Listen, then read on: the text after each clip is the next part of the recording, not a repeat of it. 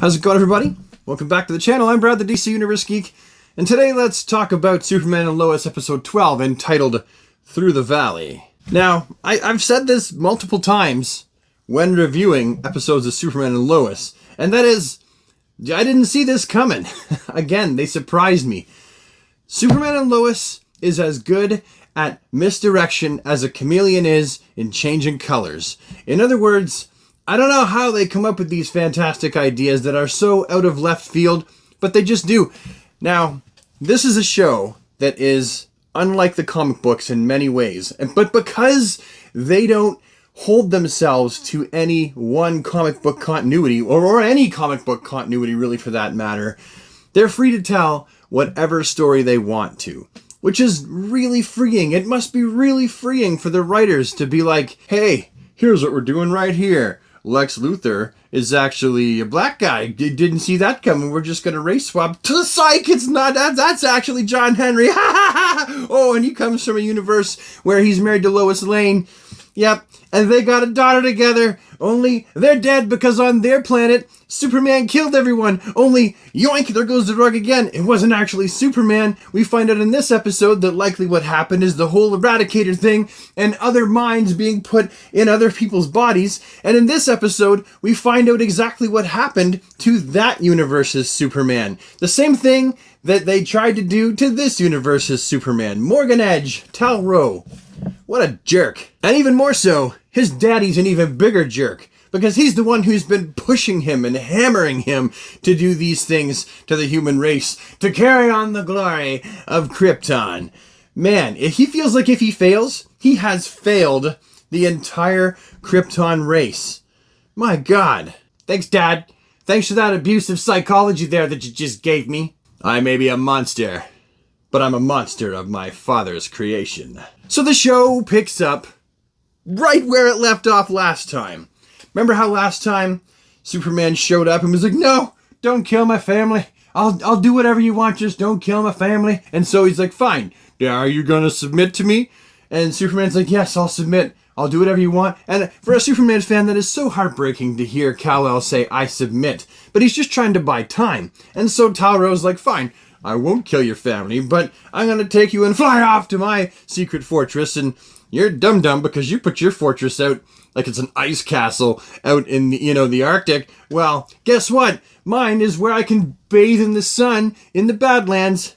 See ya!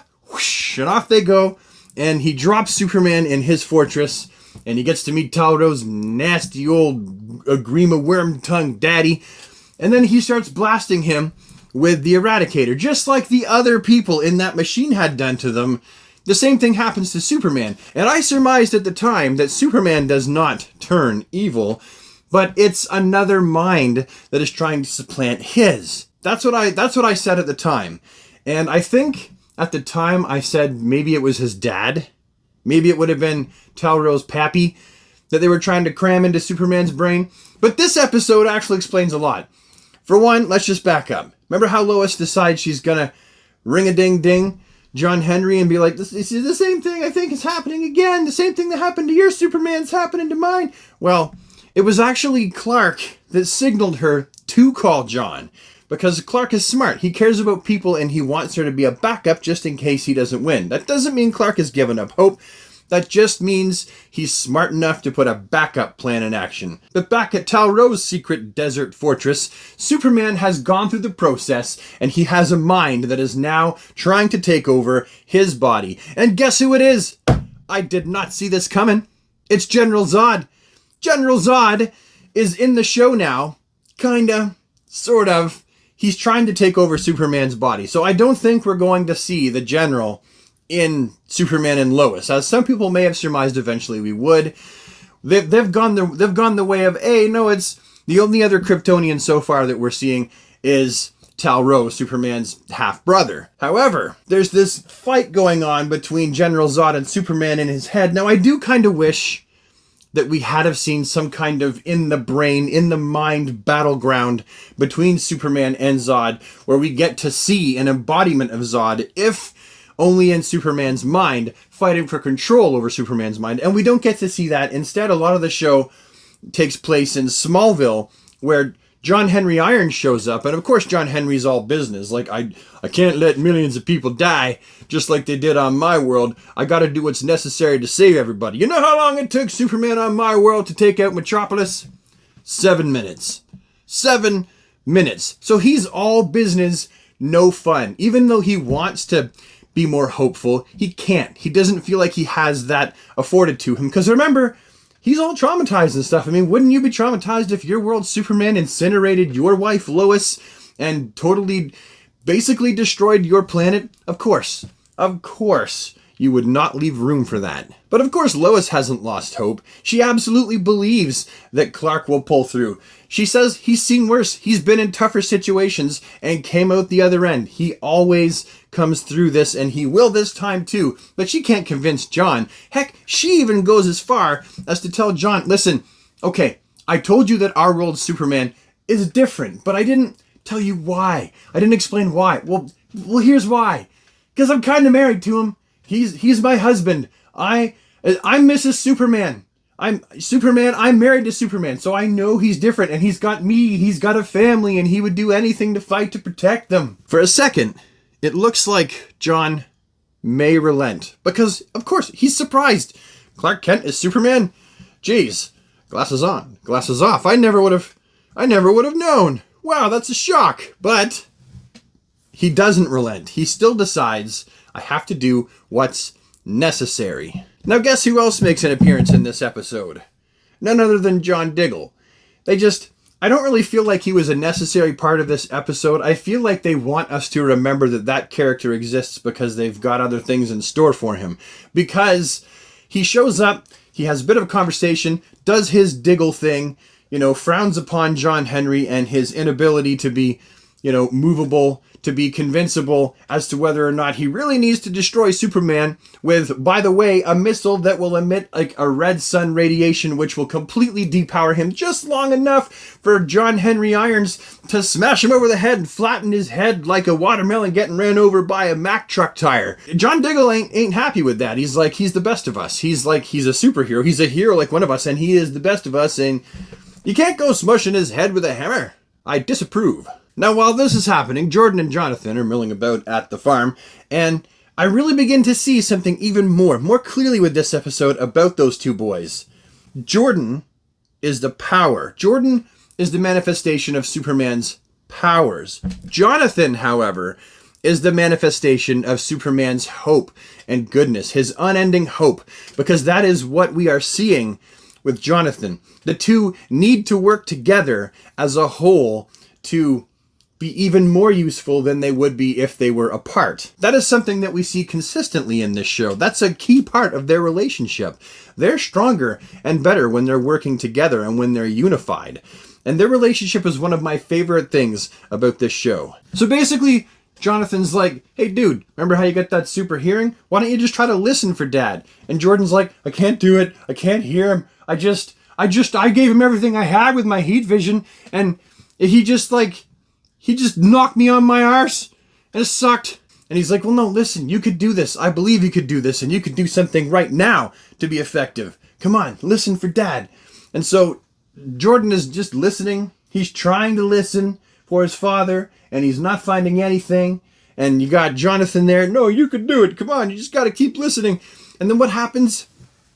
It's Clark who manages to temporarily escape the Badlands Fortress, and he goes outside where he yells for his son. He yells for Jordan, and Jordan hears him, lo and behold, and he finds out where he is, and he goes and he shares the information with Sam Lane, Grandpa Sam, and his mother, and they're like, now we know where he is. But that means John Henry also knows where he is, so off he goes. Whoosh, John Henry doing his John Henry Irons gotta kill Superman thing with the little rocket ready to go to depower Superman and smash his head like a watermelon with his hammer. He gets there, and what does he find? Well, Superman has kind of temporarily been taken over by General Zod. Yeah, that's not good, because Zod is a relentless being, and he is very willful, and Superman is currently not in control. So John Henry Irons and Zod and Superman's body have a bit of a dust up, and it's not looking good for John for the time being. Superman, or Zod in Superman's body, gets some really great hits. He hits him so hard, he knocks him out above the stratosphere. He knocks him into almost low Earth orbit and then pounds him down to the ground. And John is like on the ground in his armor. I'm thinking, how can that armor take such a hit? I mean, that's crazy. And Zoderman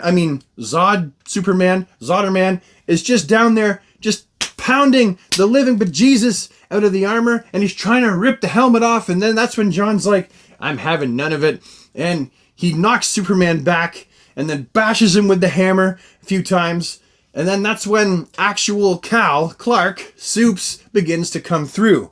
If he just needed that good knock on the head a few times with the hammer, with its kinetic energy, for him to kind of snap out of it for a little bit. And he's looking up at John, and he's like, just do it. Just do it. I can't stop him. I can't. Superman is essentially saying, dude, kill me. You gotta kill me because I can't stop him and I'm too dangerous. Just kill me, which is why he called John, and that's why he had Lois call John in the first place, as like a backup, as a just in case, possibly. And in that moment, I feel like he just lost hope just a little bit. But then it's John Henry Irons that said, he realizes, oh, wait a minute. This Superman really is very different than my Superman. And he begins to reason with Clark. He pulls his helmet down and he begins to talk to Clark. He's like, no, you could pull through this. Remember your family. I lost my family. You don't lose your family. Hold on. Fight this. And that's what happens. Clark fights it, and Zod is gone forever, and Clark is returned. He has full control of his mind, and that's it. It's done. So that, as far as we know, that's the last we're going to see of Zod, because it's confirmed by Tal and his nasty daddy in his Badlands Fortress that he's basically like, yeah, Zod is gone for good. So we don't really ever get to see Zod in this series, which kind of stinks. So then after that, you got John and Superman together as a team, regrouping, deciding that they need to go after Tal-Rho / Morgan Edge and deal with him. And so they get there just in time to start making chase for a Tal who has taken off with the Eradicator, and he's flying with it almost like he's got a football in his hands and he's trying to keep them from getting it. And he's flying straight up into space, and he's got some plan for this thing, his final plan B, and he starts to blast it with his heat vision. And I'm not sure what the plan is, maybe to release all of the Kryptonian minds into his or something. They don't really explain it, but by the end of the episode, that's the idea we get. He's kind of saved all of the Kryptonians, and they're all living up here in his noodle. But at the same time, you got John with that bomb, that red energy bomb, right, red sunlight, and he lets it go, and it blows up just in time for Tal-Rho to land on the ground. He's laying down on the ground all like, oh no, I'm depowered and stuff like that, and Superman shows up and goes, bam! Punches him in the face a few times, knocks him out, and then we find that Rho is being held in a high-capacity, state-of-the-art facility under green kryptonite rays, just enough to depower him, but obviously not hurt him. Man, I did not see the episode going this way. I mean, I knew that Superman was definitely, it's his show. He's not going to be taken over. He's not going to destroy Metropolis and kill his family. So I knew that wasn't going to happen. But I really didn't see the episode going the way that it did either.